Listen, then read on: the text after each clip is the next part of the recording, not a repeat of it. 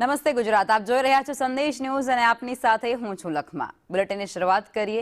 ગાંધીનગરમાં ઠાકોર સમાજ દ્વારા મહાસંમેલનનું આયોજન થયું, જેમાં મધરાતે સેક્ટર 11 રામકથા મેદાનની અંદર આ મહાસંમેલન યોજાયું। સમાજના ઉજ્જવળ ભવિષ્ય હેતુસર આ સંમેલનનું ખાસ આયોજન કરાયું હતું। ઠાકોર સમાજે બંધારણ બનાવ્યું છે અને તે બંધારણને પાળવા માટે પ્રતિજ્ઞા પણ લીધી છે। સમાજમાં શિક્ષણનું સ્તર સુધારવા માટે આગેવાનો દ્વારા ખાસ અપીલ કરવામાં આવી છે। ઠાકોર સમાજના સંમેલનમાં સંજયસિંહ મહિડાનું નિવેદન પણ સામે આવ્યું છે। તેઓ કહી રહ્યા છે કે સમાજમાં પરિવર્તનની લહેર નહીં પણ વાવાઝોડું આવ્યું છે। ગુજરાત નિદ્રાધીન છે ત્યારે ગાંધીનગરના આ દ્રશ્યો કહે છે 100 કરોડના ખર્ચે બનનારી આ ઇમારત નથી, આ ક્ષત્રિય સમાજનો પાયો છે। સરકારે અડધી કિંમતે જમીન ફાળવવામાં મંજૂરી આપી છે। 10 વર્ષના બાળકોના હસ્તે ભૂમિ પૂજન થવાનું છે। આ સાથે તેઓ કહી રહ્યા છે કે ઠાકોર સમાજના સંમેલનમાં ગેનીબેન ઠાકોરનું નિવેદન પણ પ્રકાશમાં આવ્યું છે અને તેઓ પણ કહી રહ્યા છે કે વ્યસન અને નિરક્ષરતા એ અંધશ્રદ્ધા સામે લડવાનો સંકલ્પ કરો।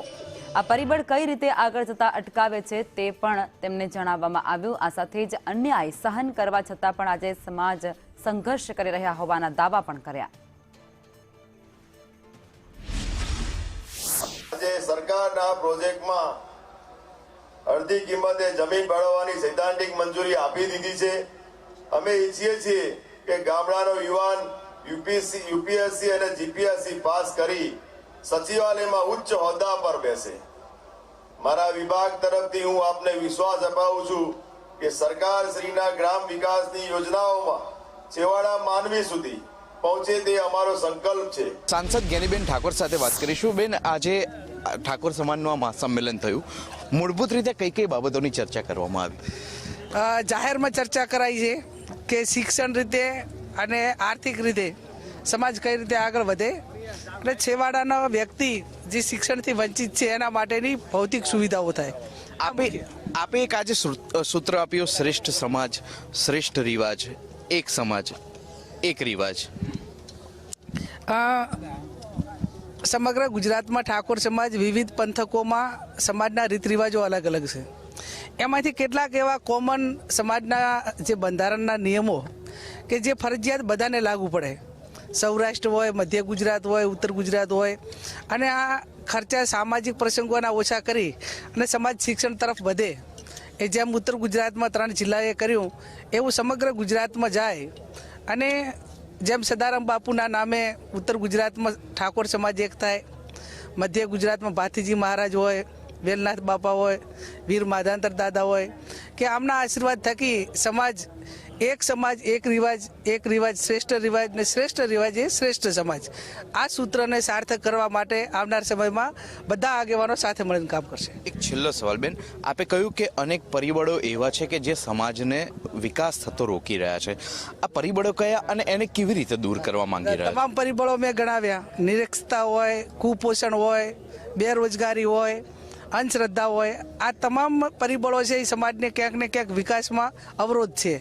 અને બીજા કોઈ પરિબળો હશે તો એનો પણ મુકાબલો સમાજ એ સાથે મળીને કરશે।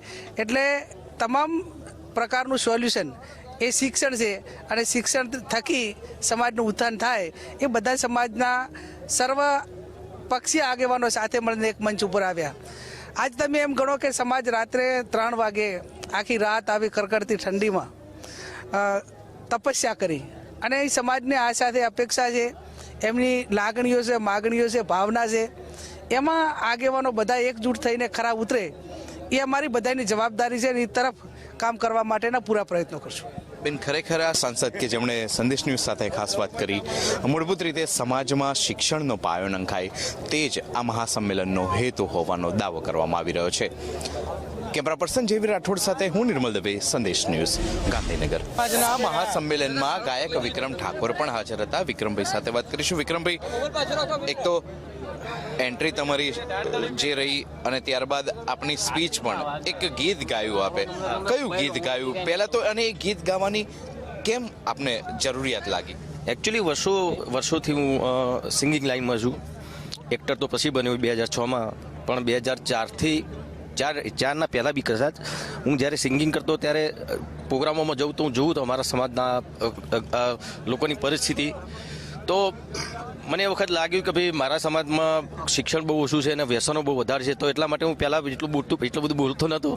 એટલે મેં સિંગર હતો એટલે સિંગિંગમાં ગાઈને મેં મારા સમાજને એક વાત મૂકી કે ભાઈ તમે આવા વ્યસન ના કરશો, બાળ લગ્નથી દૂર રહો, બાળ લગ્નથી દૂર રહો, પછી ભાઈ શિક્ષણને અપનાવો. આ બધું મેં સિંગિંગ કરીને મેં વર્ષોથી હું ગાતો આવ્યો છું. ખાસ કરીને આપે આજે શિક્ષણ સંકુલ માટેનું આ સંમેલન હોવાનું કહેવામાં આવે છે. શૈક્ષણિક રીતે પછાત છે સમાજ એવું તમે તમારા સહિત તમામ લોકોએ પોતાની સ્પીચમાં કહ્યું છે. શું લાગે છે આ શૈક્ષણિક સંકુલવાળો માહોલ જ હતો કે બીજું કંઈ હતું? ને એકચ્યુઅલી ખરેખર તો જો અમે દરેક પક્ષના અહીંયા કોંગ્રેસ હોય, ભાજપ હોય, દરેક પક્ષના બધા નેતાઓ આવ્યા હતા, અહીંયા આવ્યા હતા. ને ફક્ત ને ફક્ત એટલા માટે જાય કે ઠાકોર સમાજની એકતા જળવાય અને બધા એક થઈને રહે. એટલે આ સંકુલ માટે સ્પેશિયલ સરસ્વતી ધામ માટે જ અત્યારે આ આયોજન. જાગો જાગો ઠાકોરો જાગો, જમાનો બદલાયો, તમે દારૂના વ્યસન છોડો, જમાનો બદલાયો, તમે શિક્ષણના માર્ગે હાલો, જમાનો બદલાયો, બાળ લગ્નના કુરિવાજ છોડો, જમાનો બદલાયો. આભાર વિક્રમભાઈ વાત કરવા બદલ. તો ગાયક વિક્રમ ઠાકોર જેણે સંદેશ ન્યૂઝ સાથે ખાસ વાત કરી. કેમેરા પર્સન જયવીર રાઠોડ સાથે હું નિર્મલ દવે, સંદેશ ન્યૂઝ, ગાંધીનગર.